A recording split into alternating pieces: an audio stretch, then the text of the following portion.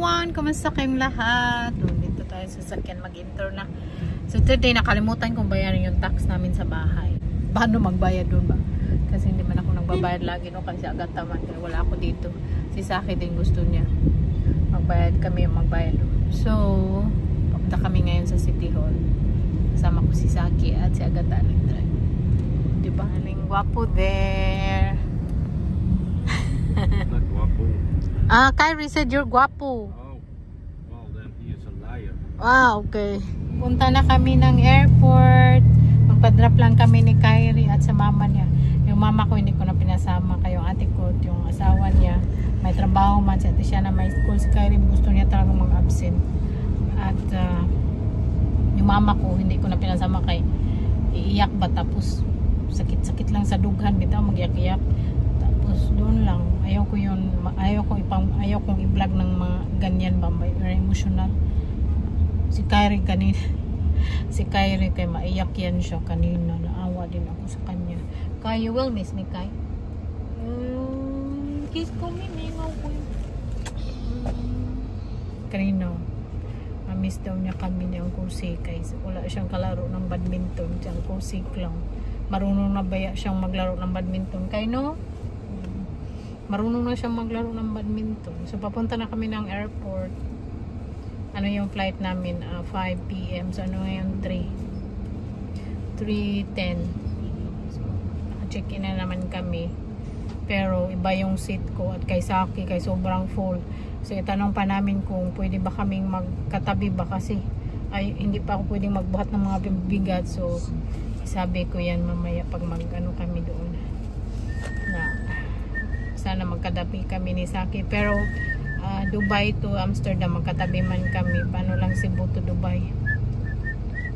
Tagoy na si Kyrie. Ganyan yan siya pag may stress. Magtagoy na lang siya. Alam ko na yan ang isip ni Kyrie. Hindi nga ako mo. I love you, Kai. Hindi nga ako kay Kyrie. Dahil yung anak din. Nagsinan siya tagoy. Kawawa man ba sa airport. Kang mag-iyak kay ha.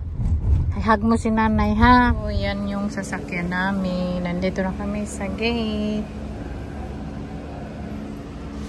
Narating pa ng Emirates.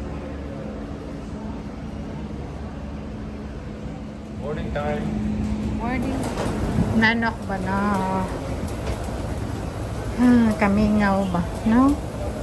Maghuot akong dughan ba kayo? Siyempre, miss ko yung mama ko. Si Kyrie at Ishana. Yung mga kapatid ko. Kalis ko.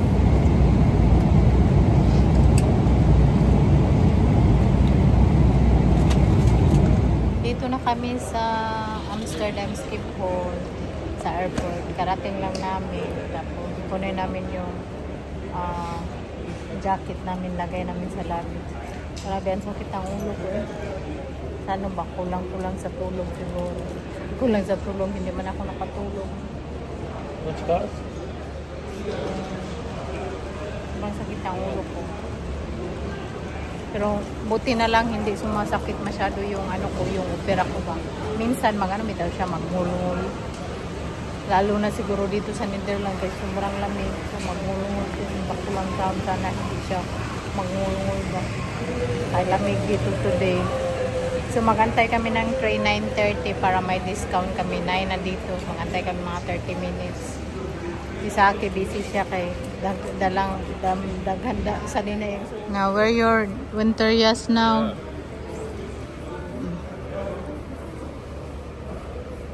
We're gonna need it. Ako din magkunin ko yung kuan ko pang lamig ko.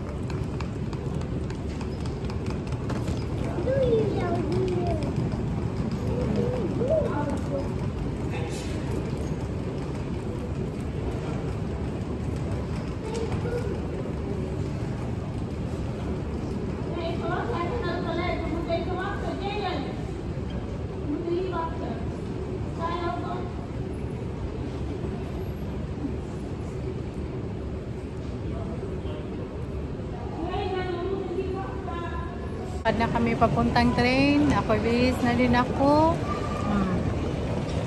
Ano ako ka-layer. Dalawang layer lang kasi ano man to. Tapos yung t-shirt ko.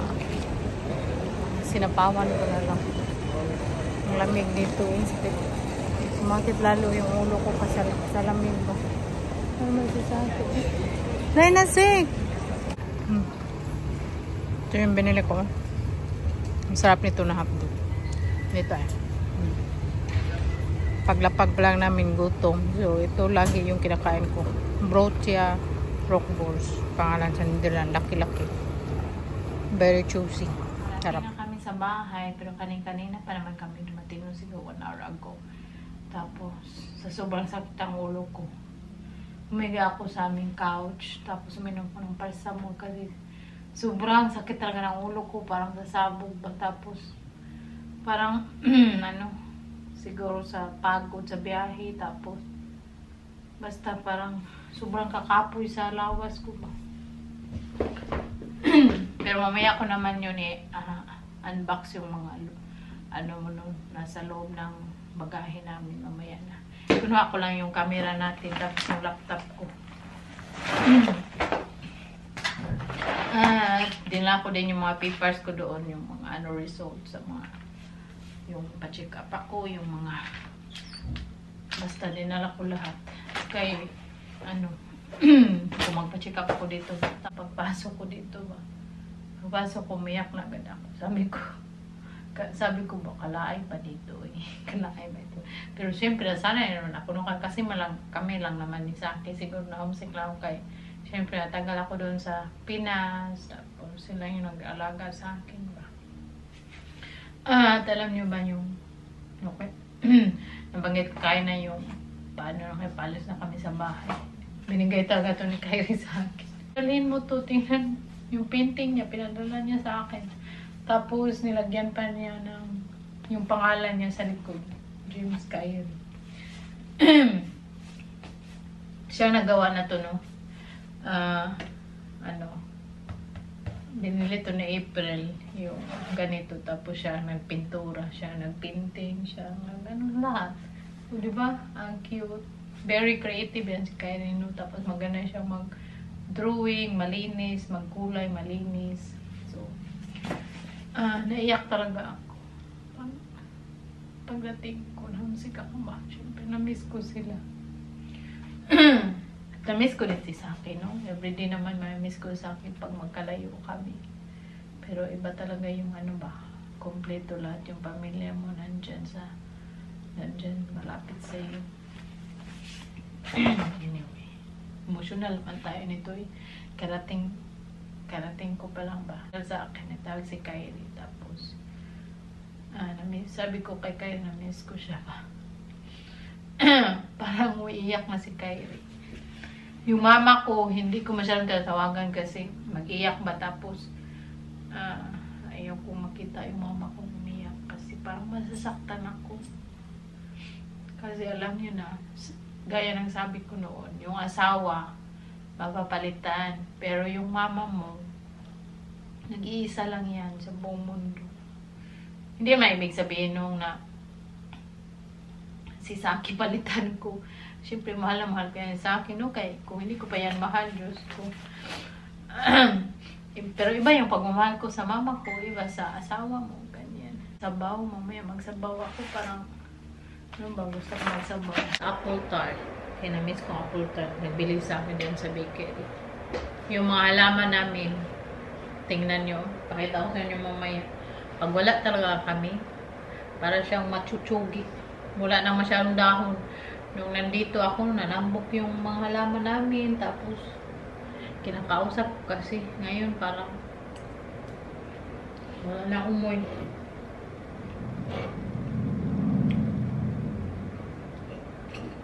Sa akin, nag-vacuum siya kahit sobrang dumi talaga. Alikabok. Dumilipad yung alikabok ba? Para bang hindi nilinisan ng mga ilang taon. Linis ako. Cleaning ba? Yeah. Very dusty. On my first day of arrival. Yeah, because we cannot sleep with a lot of dust too. No, it needs to be reasonably clean Yeah. and dust free. Tapos yung higaan namin sa may ano, table ko, yung makeup natin, grabe. Ang laki-laki ng mga alakabok. So, trapuhan ko lang tapos isaki ang vacuum. Ayaw ko sana magtrapo, no? Pero ayaw ko din kumain. Ang daming alikabok ba? Teamwork kami ni Saki kaya ang dami namin tinatapon na expire, no? We have a lot of expired food. Unfortunately, Yeah. I had to throw it. Yeah. Yeah, I don't like it, but Yeah, we don't have. You can't use it because no, we should not. you can cook. So, yung mga expire namin, yung mga sauce na ginagamit ko pang luto, mga salad-salad. So, hindi siya marunong. Bahay namin. Tapos, nagluto lang ako ng sabaw na may ano siya, yung versimili na noodles. So, yun lang. Pizza yung bumili sa akin doon sa supermarket. Yung dinner namin.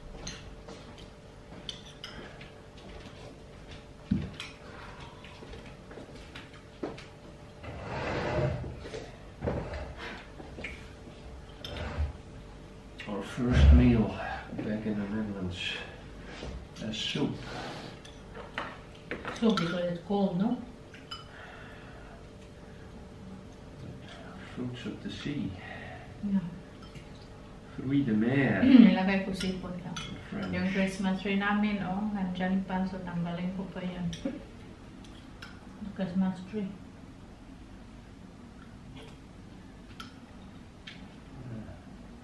Might be a bit out of tune.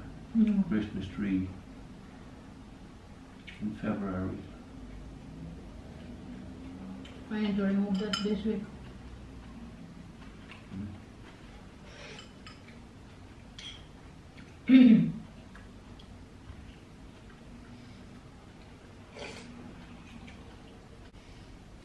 So, thank you so much for watching everyone. Yun yung pa-vlog natin today. See you again sa ating mga pa-vlog dito sa Netherlands. Bye! Love you all!